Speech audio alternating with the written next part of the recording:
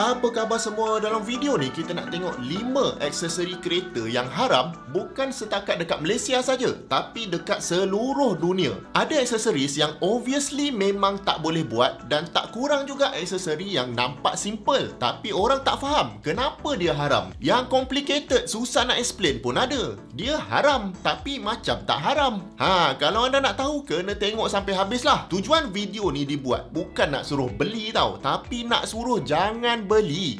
Kita orang Malaysia ni pelik sikit. Kalau benda tu tak boleh buat, itulah yang kita nak buat. Betul tak? Baik, di tempat kelima, aksesori kereta yang haram tapi orang tak puas hati kenapa diharamkan adalah roll cage. Roll cage ni macam besi-besi yang kita pasang dekat bahagian dalam kereta pertama untuk bagi kereta kita lebih keras. Dan kalau kata kereta kita ni kemalangan dan terbalik, roll cage ni akan tahan bumbung kita tu daripada penyet. Jadi basically, orang dekat dalam kereta tu macam duduk dalam satu sangka yang kebal lah untuk protect dia dari kemalangan. Jadi roll cage ni asal dia dari motorsports lah. Kalau tengok racing yang bukan open wheel, contohnya V8 Supercar ke, NASCAR ke, memang ada dipasang roll cage ni untuk protect driver tu. Bila dah popular, teknologi ni akan turun ke supercar. Contohnya kereta-kereta Porsche yang track version macam GT3 RS, memang beli-beli je dah ada dah roll cage ni. Walaupun tak sepenuhnya, sebab roll cage dalam Porsche ni dia letak dekat belakang je. Ini pun ada sebab tau.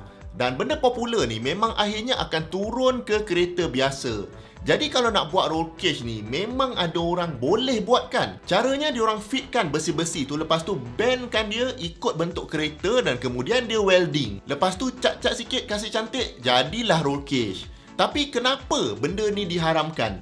Bukankah kalau dapat protect racing driver, maknanya dapatlah protect driver yang biasa ni?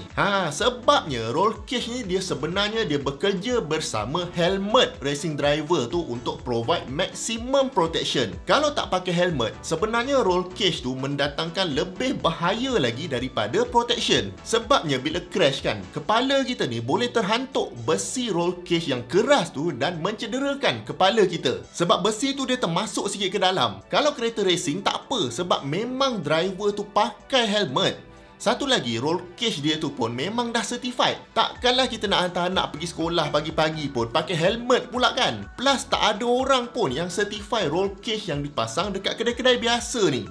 Jadi memang lebih mendatangkan bahaya daripada menyelamatkan. Plus kereta moden sekarang ni pun safety feature yang ada memang not bad dah. Jadi anda jangan risau rasa macam kereta tu tak selamat pula kalau tak ada roll cage.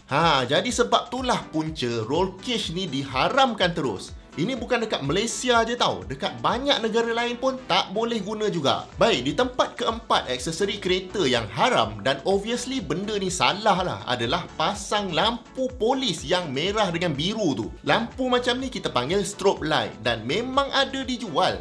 Kalau tak jual dekat kedai aksesoris, ada je jual dekat Shopee tu. Dia tak kisah pun yang beli tu private citizen ataupun law enforcement. Jadi nak beli memang boleh. Cuma kita sebagai pembeli tu kena tahulah yang pasang strobe light ni memang salah dekat kereta yang private. Strobe light ni tujuan dia adalah untuk alert pengguna jalan raya supaya consider untuk bagi laluan pada polis ke, ambulans ke, bomber ke dan sebagainya. Kebiasaannya private citizen yang pasang ni dia nak suruh orang ke tepi masa dia drive laju-laju dekat highway tu. Lagi-lagi waktu malam sebab orang tak tahu kereta apa yang tengah laju dari belakang ni. Ada juga yang pasang lampu biru kecil je, dia berkelip-kelip dan dah cukup dah untuk distract pemandu yang nampak lampu ni. Dah orang depan tu kelang kabut dia ke tepi. Padahal bukannya polis pun. Kalau dekat Malaysia ni, penggunaan strobe light ni kalau kantoi lah, boleh dikenakan denda sehingga RM2,000 atau penjara 6 bulan. Tapi nak tangkap tu bukan senang lah. Time ada polis, mestilah tak pasang, betul tak? Sebelum tu kalau anda minat dengan info-info menarik macam ni, terutama dalam dunia otomotif, tapi tak ada masa nak buat research sendiri, saya akan hantarkan nota Ahad setiap minggu kepada anda supaya anda semua, pendengar Hasbullah Syarah, akan sentiasa up to date dengan perkembangan terkini dunia otomotif dan juga projek-projek behind the scenes yang channel ni tengah buat. Yang bestnya, nota Ahad ni percuma je. Tiap-tiap minggu dapat email. Dan link untuk join saya letak dekat bawah.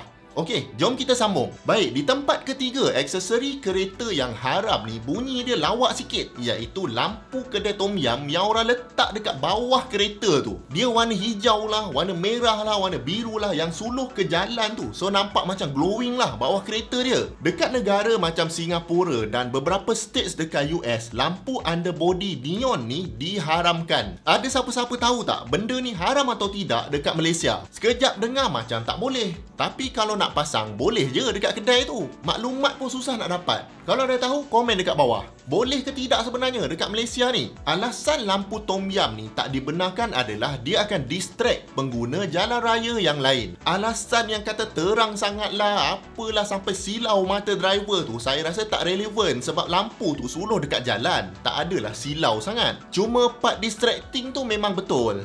Sekarang ni pula, saya perasan banyak trend pasang lampu LED dekat bonet belakang tu. Siap berkelip-kelip LED ni, memang colourful. Yang ini korang rasa legal ke illegal? Pun agak distracting juga, tapi biasanya kalau tak terang sangat, okey je. Lagi sakit hati kalau orang yang berjalan sambil fog light belakang dia menyala. So dalam hal ni, cadangan saya baik tak payah pasang apa-apa lampu tambahan. Habis cerita. Yang penting lampu signal mesti pasang bila nak masuk simpang. Baik, di tempat kedua, aksesori kereta yang haram ni, kali ni memang obvious tak boleh adalah license plate flipper. Yang ini saya tahu sebab layan Donut Media baru ni. Tak sangka benda ni memang ada dijual. Dulu saya tengok kereta James Bond je yang boleh tukar-tukar nombor plate ni. Rupanya sekarang ni kita pun boleh beli. Tapi sekali lagi, boleh beli bukan maknanya boleh guna. Dia senang cerita tak ada tujuan yang baik lah kalau guna flipper nombor plate ni. Mesti nak tipu kamera AES waktu speeding atau adalah tujuan lain yang pelik-pelik. Dekat kereta kita tu, nombor plate ni macam IC kita lah.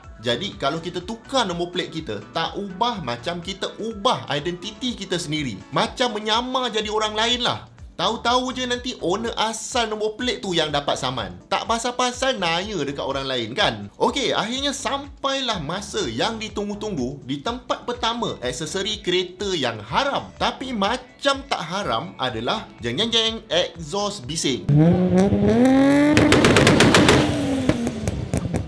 Bunyi macam simple kan? Tapi sebenarnya benda ni sangat complicated. First sekali, bising tu macam mana kita nak define?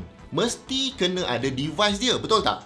Dan alat yang digunakan untuk measure kebisingan ni dipanggil noise level meter. Dia ada mikrofon dan dia akan bagi reading. Jadi macam mana penguatkuasa nak determine kereta ni exhaust dia bising atau tidak? Sebab kalau exhaust biasa pun kita ref sampai habis, bising juga jadinya. Kalau kereta performance pula, memang beli-beli je exhaust dia dah macam tu. Duduk diam pun dia bising. Macam mana nak saman kereta macam ni? Bukan dia modify exhaust dia pun. Kalau nak kata okey, supercar boleh, tapi kereta Proton tak boleh pula. Dia dah macam jadi double standard pula. Kalau motosikal memang lebih obvious. Sebab kita nampak kalau dia potong exhaust tu. Kalau kereta tak obvious sangat. Dia sama macam tinted lah. Kalau tinted dekat kedai gelap-gelap tak boleh. Tapi kalau valve fire yang memang gelap gelita tu boleh pula sebab memang cermin dia dah siap-siap gelap.